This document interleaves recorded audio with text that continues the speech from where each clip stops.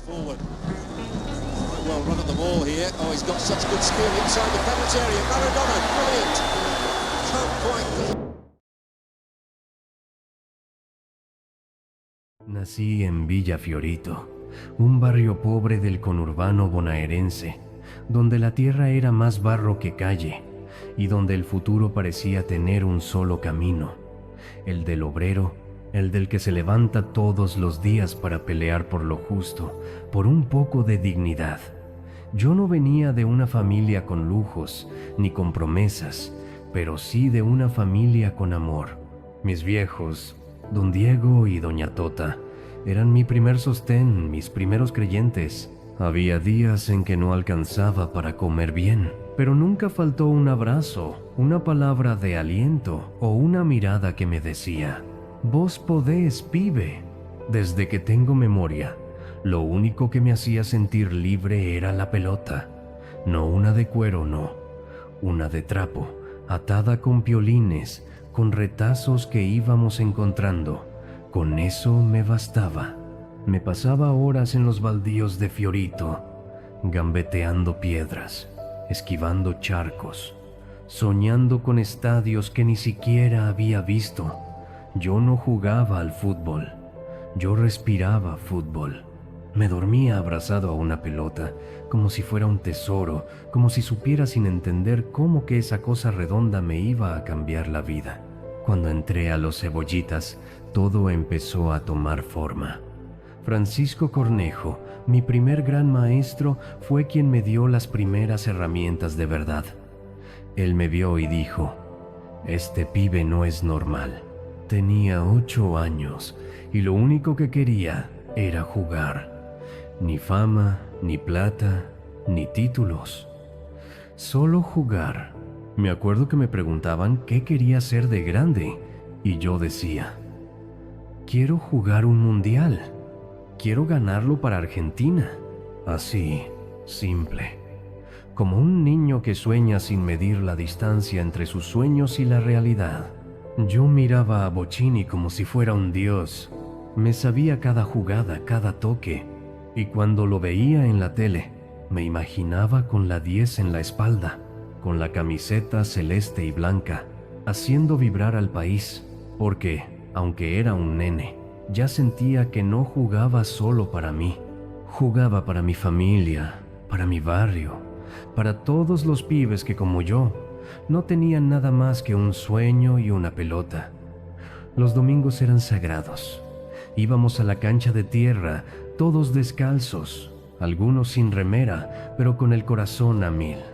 Ahí aprendí que no hacía falta tenerlo todo para ser feliz. Bastaba con un gol, con una buena jugada, con la risa de mis amigos. A veces me miraba las piernas llenas de barro, los pies ampollados, y pensaba: vale la pena, todo esto va a valer la pena. Cuando debuté en Argentinos Juniors con 15 años, sentí que se abría una puerta, pero no una cualquiera, una que llevaba directo a mis sueños. Y aún así, me temblaban las piernas, no por miedo, sino por respeto. Porque sabía que ahí afuera, en la cancha, se jugaba más que un partido. Se jugaba mi historia. Nadie me regaló nada. Me entrenaba como un loco. Me quedaba después de cada práctica pateando tiros libres hasta que caía la noche. Nadie me tenía que decir que me esforzara. Yo lo hacía porque sentía dentro mío una urgencia, una llama que no se apagaba. Era como si cada día fuera una oportunidad para demostrar que un chico de Fiorito también podía llegar. Y sí, llegué. Pero antes de los aplausos, antes de los flashes, hubo barro, hambre, soledad y mucha fe en lo que llevaba en los pies. Yo no fui el mejor porque me lo creí. Fui el mejor porque lo soñé cada día como si mi vida dependiera de eso. Porque en mi mundo, soñar era sobrevivir. Lo que vino después fue una explosión. Fama, cámaras, dinero, contratos, Nápoles, Barcelona, mundiales. Pero detrás del mito, del ídolo, del Maradona que gritaban miles de gargantas. Había un pibe que no siempre supo cómo sostener todo eso. Nadie te enseña a ser un dios cuando apenas estás aprendiendo a ser hombre. Barcelona fue mi primera gran herida. Llegué con la ilusión intacta, pero me encontré con una ciudad fría, un vestuario complicado y un entorno que no me entendía.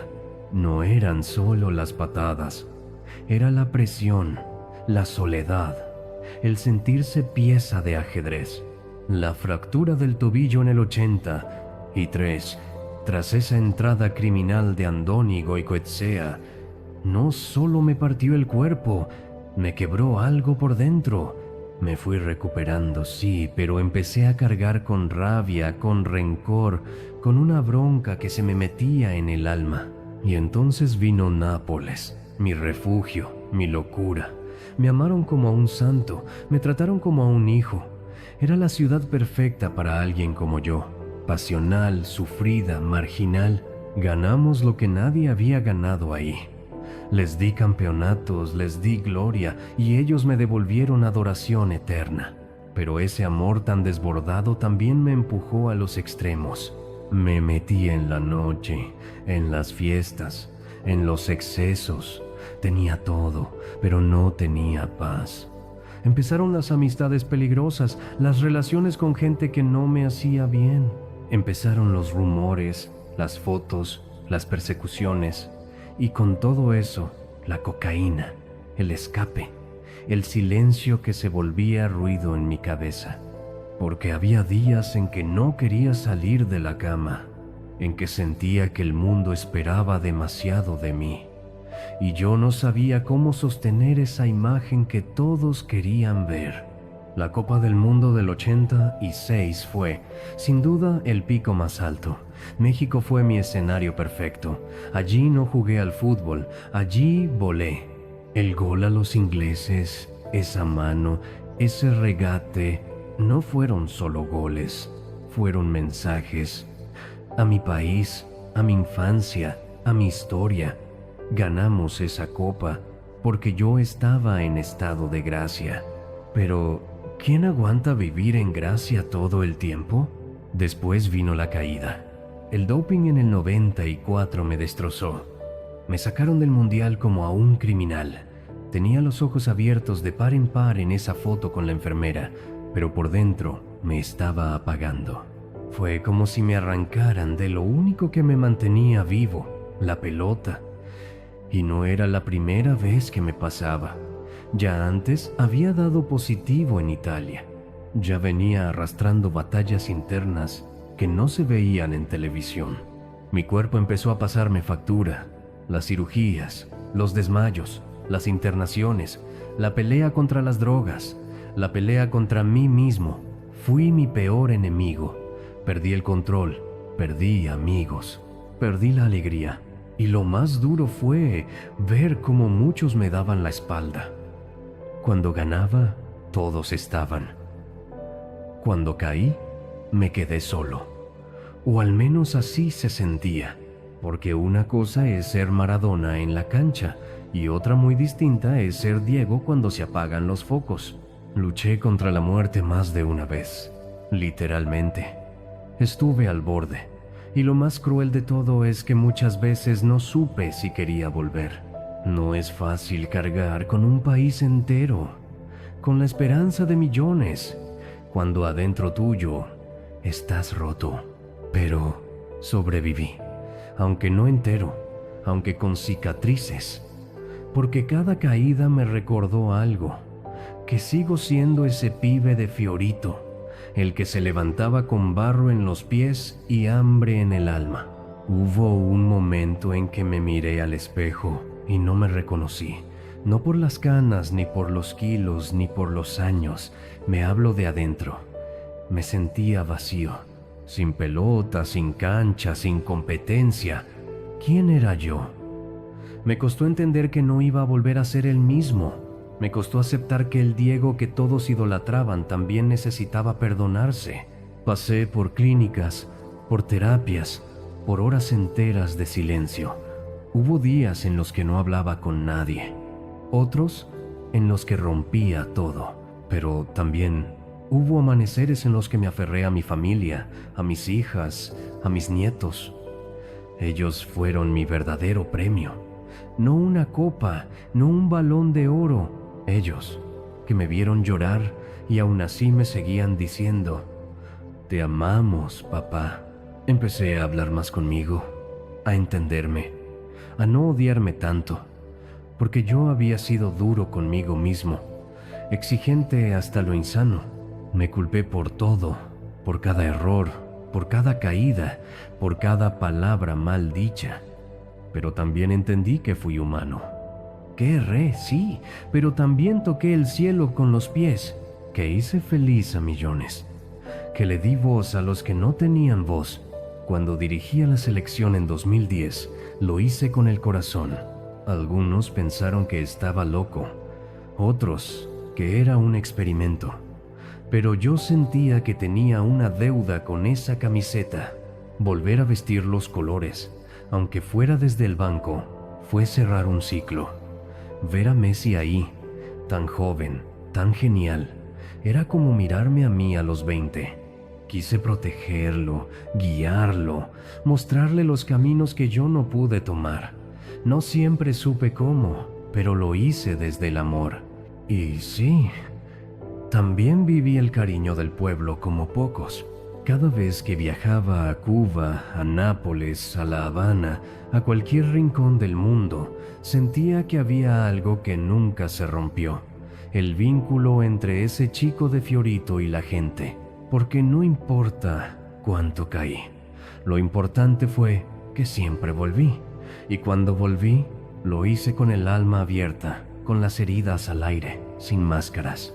Si hoy me preguntaran qué me dejó todo esto, respondería que aprendí a valorar lo simple, que el verdadero gol no fue el de Inglaterra, fue el de haberle dado alegría a una madre que se acostaba llorando, a un obrero que volvía del trabajo con el alma rota, a un nene que jugaba en la tierra como yo lo hice alguna vez, porque yo fui uno de ellos y nunca dejé de serlo.